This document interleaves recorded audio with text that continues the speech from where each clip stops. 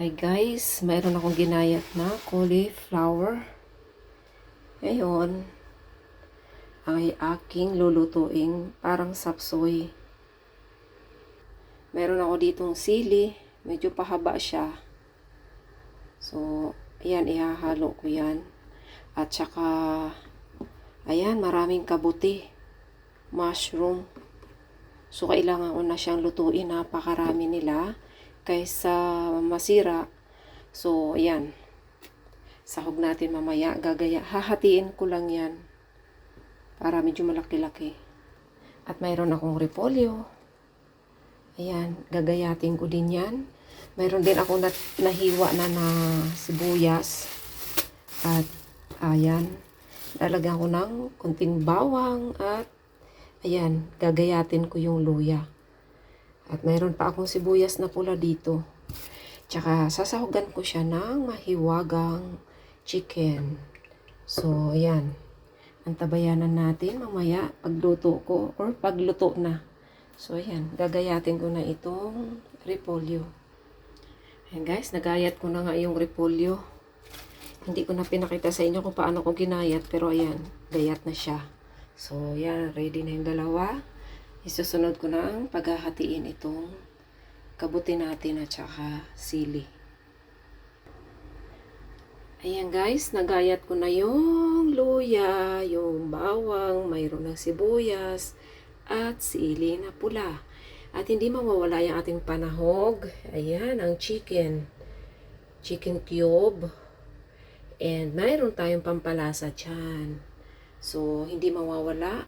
Lalagyan ko siya ng, ayan, konting milk. Parang sapsoy lang din. Kasi sayang tong mga gulay kapag masira. Kasi ito ay mga bigay sa amin. Ayan. So, marami pa ito. Dalawa pang meron pa doon. Kaso nga lang, sobrang dami. So, gusto kong bumili ng hipon naman next day. So, ayan. Hipon naman ang ating isahog. Sisimulan natin ang pag-isa. Pero gusto ko diyang gagamitan ay instead na mantika, butter gagamitin ko. Ayan guys, lagay ko yung butter. Matutunaw siya dyan unti-unti habang umiinit yung ating kawali. Ayan guys, unti-unti na siyang natutunaw. So, pwede ko nang ilagay ang aking sibuyas. Actually, sibuyas yung inuuna ko pag nag-ako mag-isa. Kasi matagal siyang matubig kasi ang sibuyas. Tsaka matagal siyang maluto. Kumbaga, matagal siyang ma-brown. Tsaka ko siya isusunod yung bawang. So, ayan, ilalagay ko na yung ating sibuyas. Napakarami itong sibuyas kasi na-slice na to. Tapos nilagay ko lang sa Tupperware. So, ayan, lagay ko na siya lahat dyan. Kunting saute, kunting gisa. O, diba? Natunaw na yung butter. So, ibig sabihin, mainit na yung kawali. Ayan. Ilagay ko na siya dyan. After few minutes, ilalagay ko yung ating bawang. Pero sasabay ko na dyan yung yung slices ng luya. 3 piraso lang naman. So, okay na yan. Pamatay lang lansa. Kasi lalagyan pa naman natin ng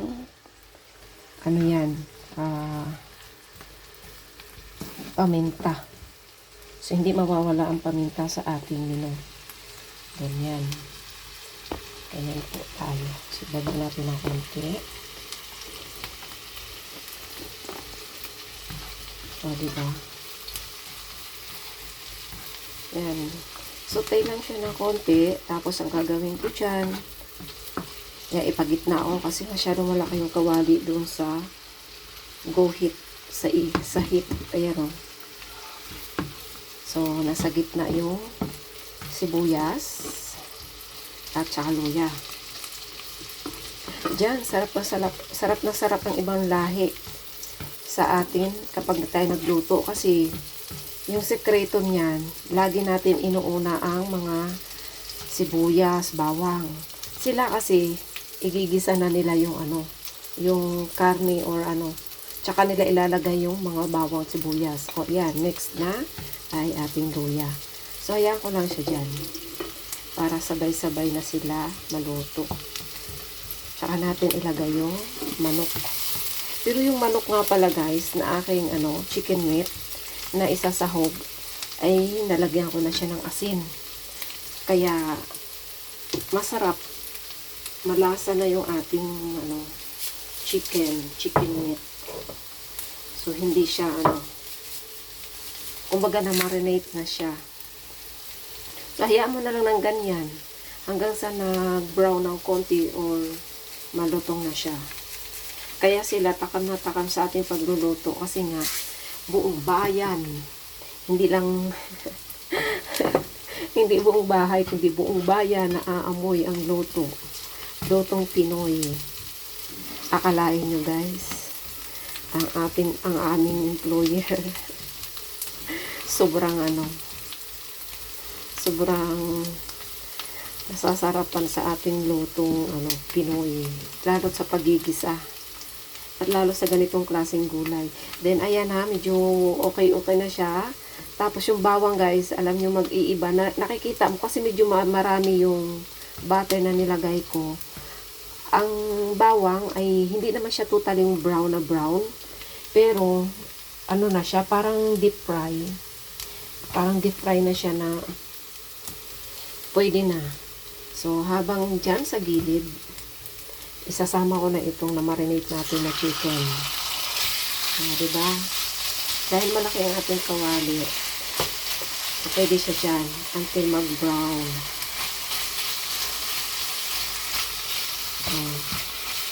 Diba? Dahil dyan, lalagyan ko na ng paminta.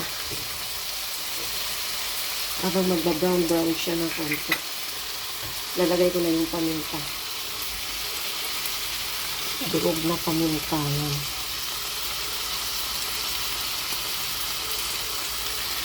Masarap na tayo magluto, sabi ng mga kasama kong ibang lahi. So ayan, sarapan pa natin.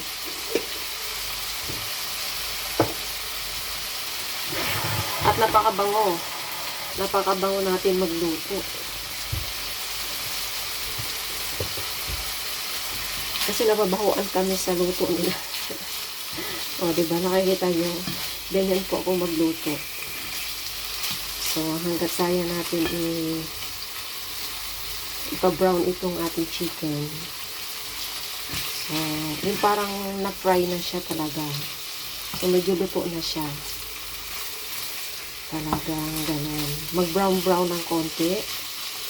Tsaka natin idagdag yung ating gulay. Kasi dito, luto na, nakikita mo na naluto na yung ating chicken. Nakikita niyo yung ating yung ating sibuyas, bawang dun sa gilid. Medyo wetty pa sila. Medyo basa pa sila. Ibig sabihin na totally brownish. Pero totally smooth. Napakabango guys. Ito pa lang yun mabango na. At mukhang masarap na. Kasi nga, yung ginamit natin ay butter. So, yan. Sama-samahin lang natin sila dyan hanggang mag-brown. Mayroon pa yan. Gusto ko siyang takpan para totaling lutong-luto yung chicken. Tsaka yung basa, yung katas ng chicken, yun ang magluluto dyan sa kanya.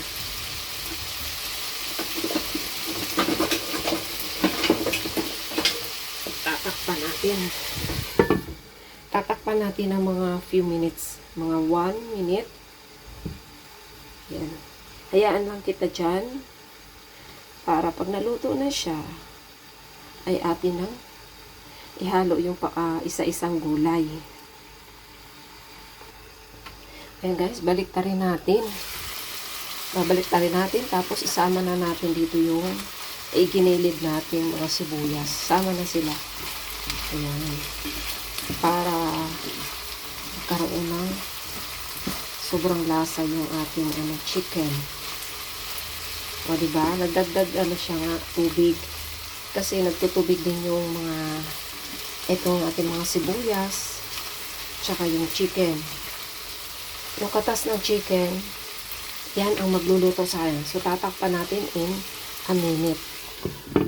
Yan. Bubuksan ulit natin. At yan, ay ready na natin ihalo yung ating cauliflower.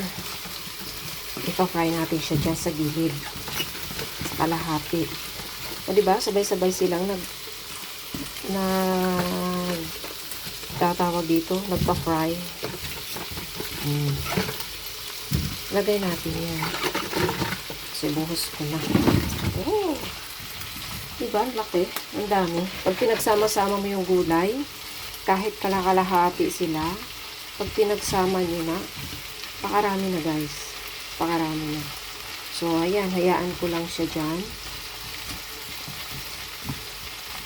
Tatakpan ko siya ng a minute ulit para sabay maluto yung mga gulay.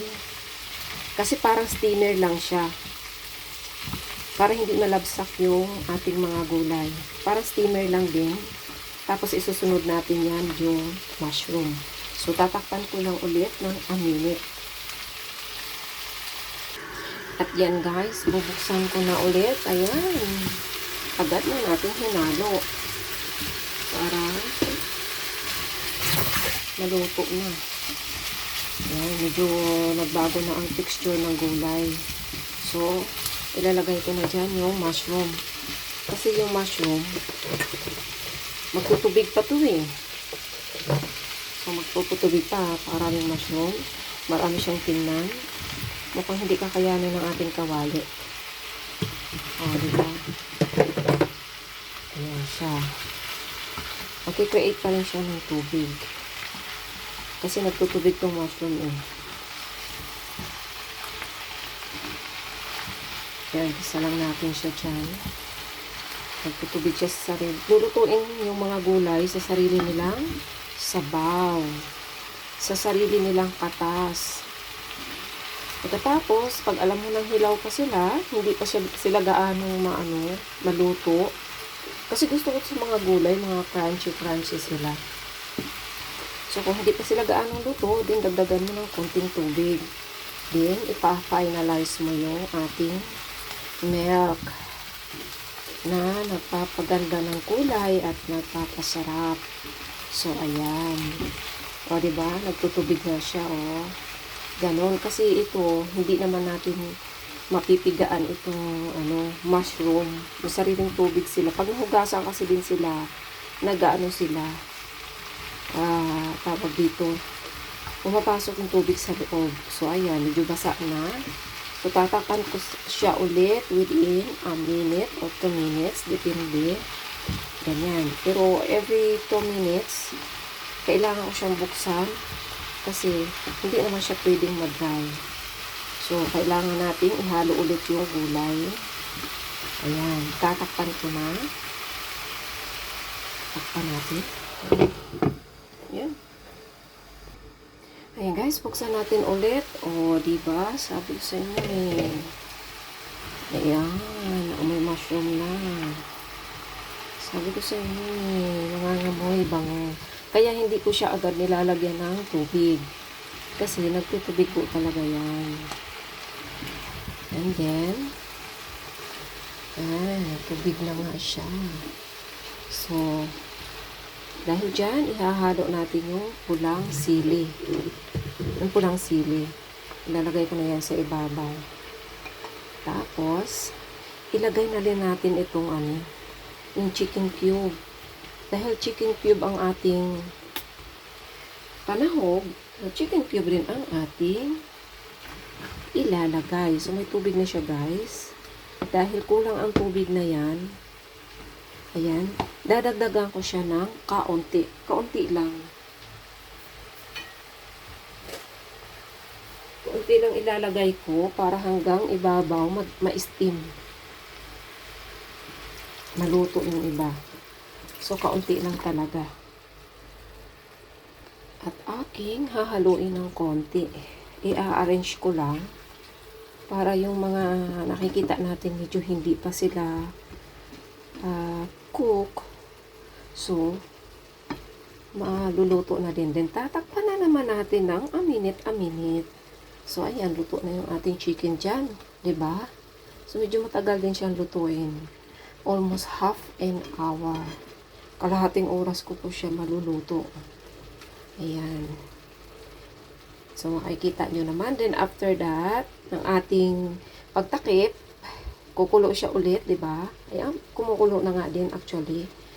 So, tatakpan ko siya ulit. Pagbukas, ilalagay natin ang pinakahuli ay repolyo. At saka yung milk. Bubuksan ulit natin, guys. Ayan. Tingnan na natin. Wow, ang bango. Napakabango. Napakabango ng ating niluluto. Ayan. Lalong nagdagdag ng dami ng tubig. O, diba? Kaya ayos lang kapag dumami ang tubig. Kasi lalong sasarap. Ayan. Kasi kung hindi natin lalagyan ng tubig, guys, matutuyot naman siya. Tsaka yung iba, hindi makakatikim ng ibang lasa. So, kailangan yung ibang pampalasa natin ay makakatikim dun yung itong ibang mga gulay. O, yan. Yan. So, kailangan haluin natin mabuti. At dahil dyan, di ba ang mushroom kanina, malalaki sila. Nasabi ko nga, baka hindi makasya sa kawali. Guys, lumiliit naman sila. At lumiliit din ng kaunti yung ating cauliflower. At pagkatapos niya, nahalo na nga natin para lahat naman nga ay makatikim ng pampalasa. So, ilalagay na natin yung ating repolyo. Lagay natin ating repolyo. Ayan. Wow, nalaglag pa. Ang ganda tingnan. Pagkatapos natin ang lagay niyan, tatakpan pa rin natin siya ng in a minute para maluto. Tapos, ayan, it's almost done na. Ready na ulit. Kainan na, o diba? Pakaganda nila tingnan. Tatakpan natin siya, yan. Hindi muna natin haluin kasi kahahalo lang natin para naman doon sa ibang hindi inabot ng sauce. Kasi nga guys, konti lang yung sauce atin inilagay, diba? So, ayan. Ate ulit tatakpan. Hintay natin ng in a minute ulit. Ayan, pagkulo niyan. Alam natin pag nagbago na yung texture ng ano ba tawag dyan? Repolyo. So, hahaluin natin within a minute. Tsaka natin lalagyan ulit ng asin. Kasi yung kaninang chicken meat natin na hinalo, may lasa na po yun. Dahil nilagyan ko na siya ng asin. Na-marinate na siya sa asin. Bago ko siya ginisa. Kaya, hey, ito na naman ako. Buksan natin, guys. Yung ating niluto. Ayan, 'di ba? Sabi ko sa inyo, pag nagbago siya, ayan, nagbago na ang texture. Ating haluin. O, 'di ba? Hahaluin natin. Kasi na-steam na yung mga ng dahon ng repolyo. So, pag nahalo na natin 'to, actually, lagyan na nga natin ng konting asin para sumarap. Ayan. And then, ready na siya. Luto na po, guys. Ayan, konting asin lang. And ready to serve. Ready to serve na sila. O, diba? So, ayan. Natin na silang halo-haloin. O. Diba? Maganda na siya tingnan. Kaya, ibaon natin ng konti para magkalasa na din.